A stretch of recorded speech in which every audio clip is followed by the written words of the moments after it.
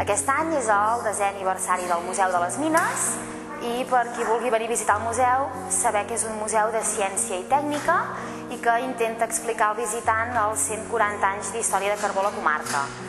El museu consisteix en visitar dues sales d'exposició permanent. Tenim una part que es dedica a explicar com era la vida d'una colònia minera i també poder visitar un habitatge original d'un miner dels anys 40. L'altra part és la part més tècnica i es dedica a explicar el carbó, a explicar la formació, a explicar els diferents tipus d'extracció de carbó, transport i usos.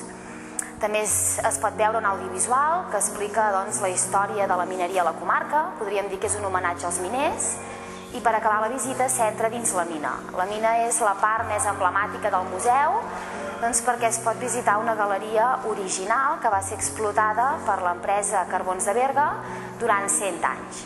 Nosaltres entrem amb un tren miner 500 metres de profunditat i tornem caminant.